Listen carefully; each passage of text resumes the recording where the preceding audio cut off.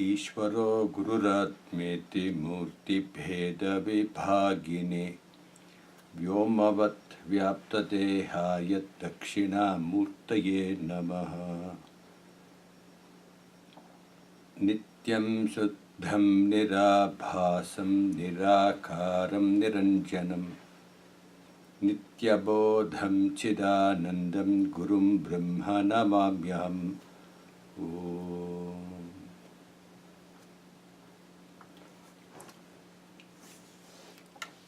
So last time we were talking about knowledge is power. We spoke about knowledge and we did mention its power. But what is it, this power you're talking about? Knowledge. Generally, when we speak about power, it means the capacity to get the work done.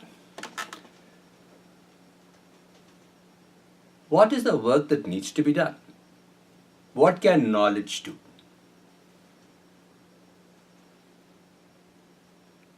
As we have already seen, we're not going into the working of Brahma Vidya. In the sense, we're not looking at the self from a deeper angle, from just a superficial angle.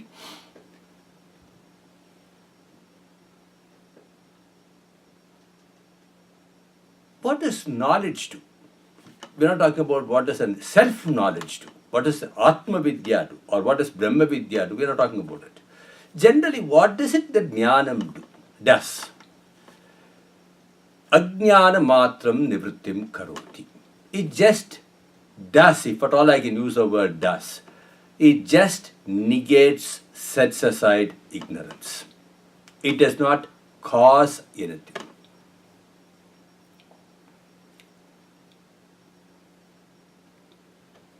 In fact, really speaking, it does not cause anything at all.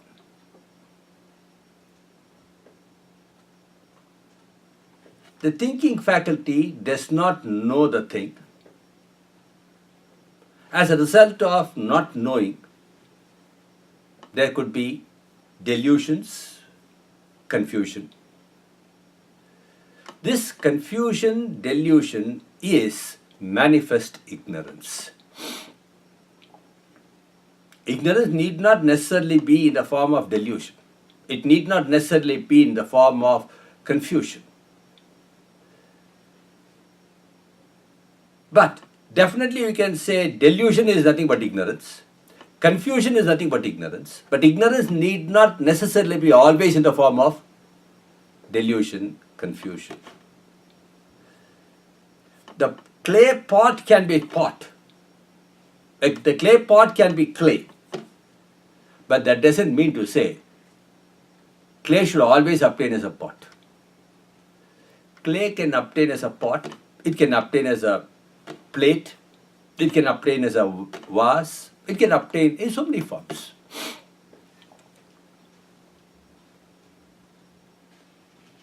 But clay pot cannot be outside clay.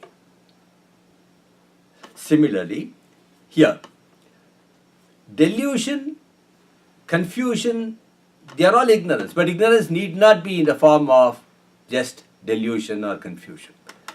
Well, in one way you can say, doubts, vagueness and errors regarding a thing can be called ignorance, regarding that thing.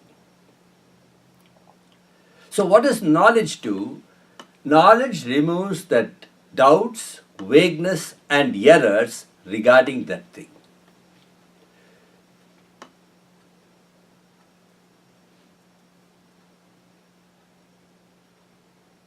So my ignorance about myself as a transactional being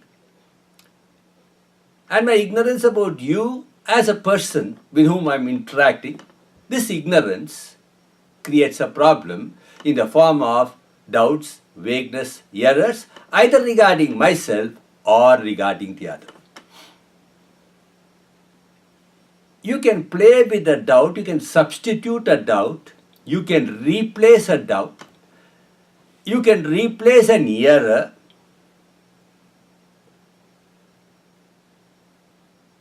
supplicate, replace an error, or you can remove that error. For replacing an error, you require another error. And all errors are products of ignorance. When I don't know a thing and not know it completely, I don't know a thing completely, but I'm just aware of it, then definitely I'll commit a mistake. Something should be lying yonder. Some coiled thing is lying yonder. I don't know what it is. There could be an error that it's a snake. It could be a snake. And for me, it might appear as a snake. Don't ask me why it should appear as a snake. It appears as a snake. For the other person, it can appear differently. So, that snake which is an error is as a result of ignorance regarding the rope. So, ignorance born error of the rope is indeed the snake. Similarly, ignorance born error of myself as a transactional being, ignorance born error as a person with whom I am carrying on the transaction, you, can create problems. So what does knowledge do? Knowledge removes those doubts, vagueness and errors. That seeming doubt, vagueness, error that is there in my mind is set aside. And that setting aside is as a result of seeing the truth of a thing. Since we say knowledge is centered on the thing, what is knowledge? That thought speciality of a thing, free from, which is true to the thing, that thought speciality of a thing, true to the thing, not containing any doubts, vagueness and errors, also having that capacity to set aside, to dismiss all doubts, vagueness, errors, possible onset of doubt, vagueness, errors, that thought speciality is called knowledge. In Sanskrit, you call it a vritti, a thought. Anger is also a thought, passion is also a thought, and all other things, mind, products of the mind, they are all nothing but thoughts. Knowledge also is a thought. So what is that knowledge you're talking about? That thought speciality, which is true to the thing, has that capacity to dispel doubts, vagueness and errors. When I say it has the capacity to dispel doubts, vagueness, errors, is it right now doubts, vagueness, errors are there and therefore it cannot dispel? No, it's completely free from doubts, vagueness, errors. That thought speciality which is completely free from doubts, vagueness, errors, and there is a cognition of the thing as it is, as a result of this vision, a thought speciality. Neither doubts, vagueness, errors are there, nor will it allow doubts, vagueness, errors to set in. That sort of, if I can use the word, abuse the word, well, let's say abuse the word, that sort of vibrancy in the thought, that sort of potency in the thought, that sort of capacity in the thought, to dispel that thought speciality, I call it as knowledge. So therefore, knowledge has that power to dispel ignorance. And all that I have got to get rid of is only ignorance. In fact, what creates a problem is only ignorance. There are two types of problems. We are not talking about a problem that's happening because of something coming or something not coming. That problem is not a very big problem and that can be easily handled also.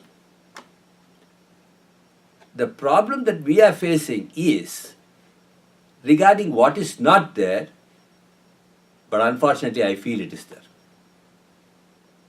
My own conclusions, we had seen much earlier, my own conclusions about you, my own conclusions about myself create a problem. And therefore, who am I as a transactional being? Who are you as a transactional being?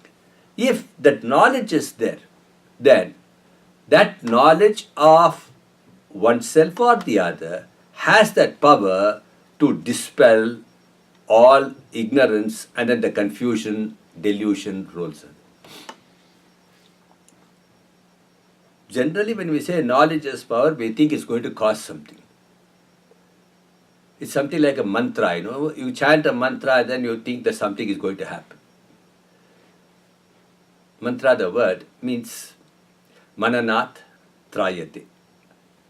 By repeating, either the sound form, the chant, you repeat and it helps you cross over. Or you reflect over that and then it helps you cross over.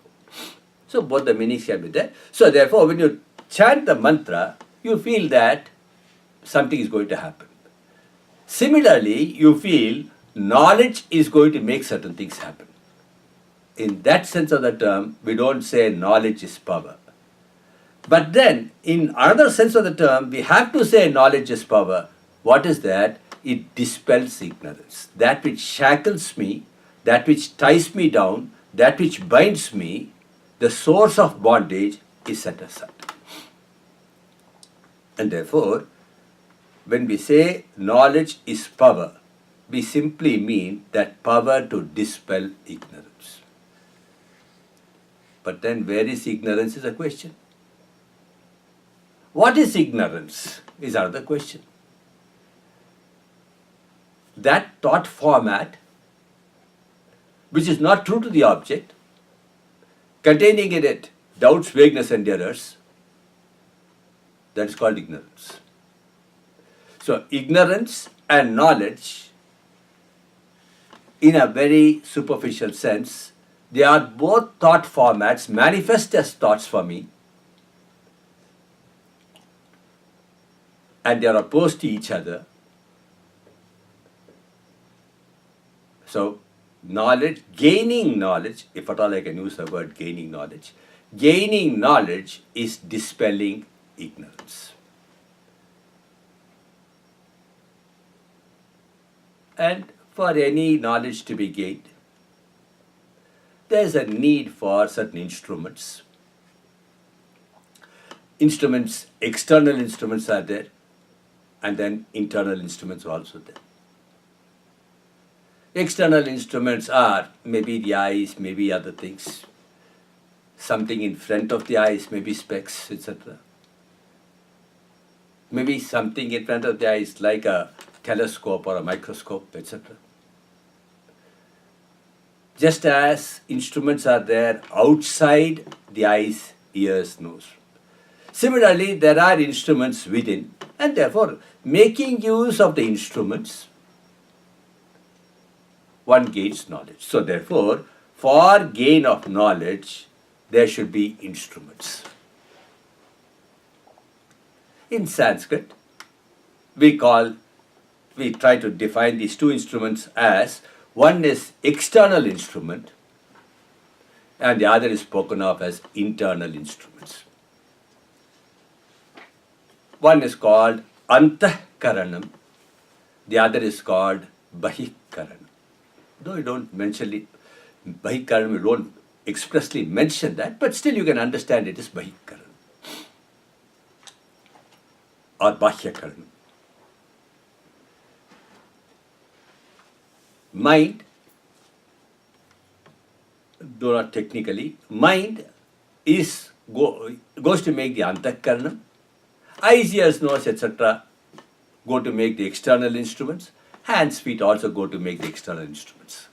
So, employing these instruments, which are defect-free, one can gain knowledge. One does gain knowledge.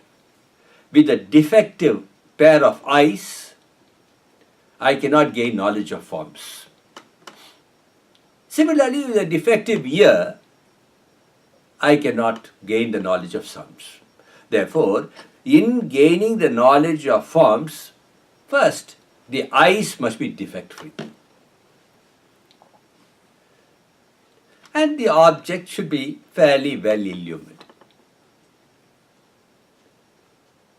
And the internal instrument in the form of the mind should be relatively composed. Relatively. Definitely, it should not be disturbed, confused. A disturbed mind is going to have a disturbed vision of things. And a relatively composed mind helps in gaining the vision of a thing, depending upon the instrument that is being employed, like eyes, ears, nose, tongue, skin. So therefore, for any knowledge to be gained, there is a need for karana. If the karana, the instrument, is defect-free, it might have a certain handicap in it. It's got a certain limitation in it. Eyes can only see certain things. It can't see very clearly the distant stars. It can't see the bacteria, the virus, etc. Including the computer virus also, it can't see. It's got a limitation. But then, accepting the limitation and then playing around, making it a little more effective, I can gain the knowledge of objects. Therefore, the karana is very important, the instrument is very important.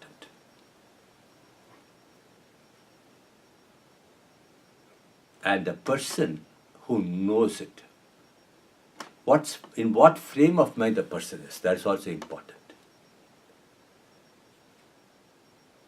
The knower makes use of the instruments at his disposal, carries on the transactions. In that, if the instruments are properly used, then knowledge is there. If the instruments are not used properly, then the very ideas, the very concepts, the very conclusions, the very judgments, they can turn out to be a cause for problem, whereby that is manifested ignorance. So therefore, when I say knowledge, knowledge is, if at all I can use it in a way, knowledge is the result of the knower employing the instruments, focusing it on the object. The resultant thing is called knowledge.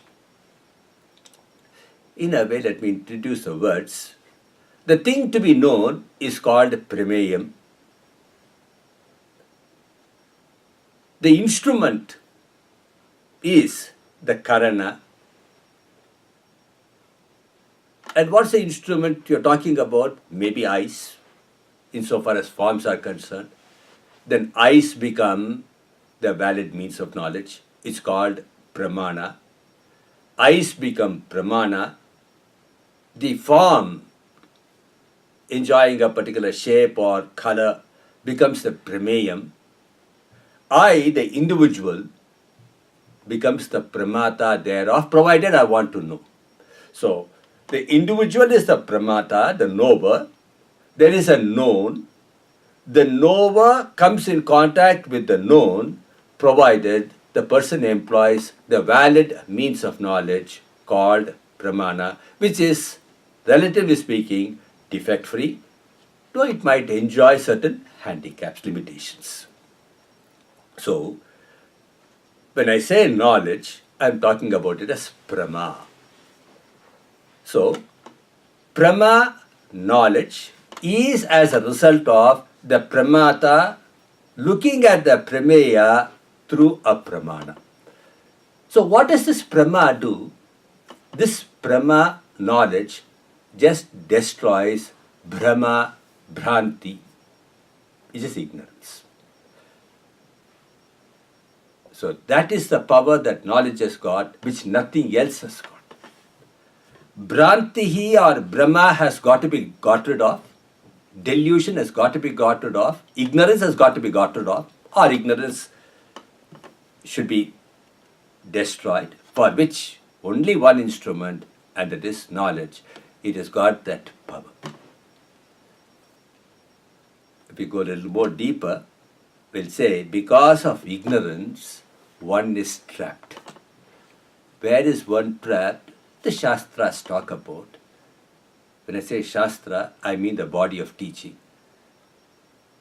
That Shastra talks about each one being trapped in samsara, in bondage. And this samsara, which is beginningless and endless, I said endless because it's not going to end. Is it outright it's not going to end? No. It can be ended. Only by knowledge it can be ended. That means knowledge has that power to destroy, negate samsara. Oh, only that much power it has got. That is all that you require it. I don't want to be bound. I want to be free. And no karma can help me be free. Knowledge alone can do that. And therefore, knowledge has got the power which nothing else has. Everything has got a power which nothing else has. Ignorance also has got that power which nothing else has, to confuse, to delude. And each ignorance has got, ignorance, manifestation of each ignorance has got its own power. You don't consider that to be power. You want something more powerful to destroy it. It is not something that you cherish and look up to as power. And therefore, we can say there is only one power in this world, and that is knowledge. There is only one binding material or factor, and that is ignorance. For ending ignorance, you require knowledge. And human being is born only for gain of this knowledge.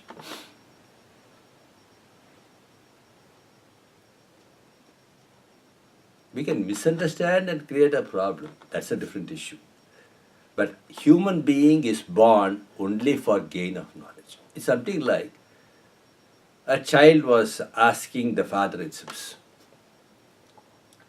Dad, what do I do with this money? Which money? The money that you gave. Why don't you put it in a bank? Why don't you invest it in a bank? Why don't you deposit it in a bank? Then what am I going to get, Dad? See, once you have that money in the bank, it can grow. Interest and interest and interest. And finally, when you want, it will have a lot of money. Then the child invests the money in the bank. And then afterwards, after a few weeks, it comes back and says, Dad, I'm in for a big problem. You said that bank is very good, and then I invested the money, and then you said it's all going to be safe. Now what's the problem? You don't know? The bank is running into problems. They don't have money. What do you mean, say, that bank does not have money? What did you do? She said, I sent a check, and then said insufficient money. Then the father had to tell the child that the problem is not with the bank. The problem is there with your account. You have only limited fund, and you have written a check for something much more than what you can. And therefore they said insufficient funds, we can't give you. On the other hand, you got a penalty now, you have to pay. Similarly, I can misunderstand the whole thing. But all that I want is only knowledge. I am born for the sake of knowledge. I can misunderstand and say what? Let me enjoy, make merry. This is the time when I have to enjoy. There's nothing wrong with enjoyment. But then, life purely for entertainment is meaningless. There should be entertainment and there should be education also. Education and entertainment go together. You can convert your education itself into an entertainment.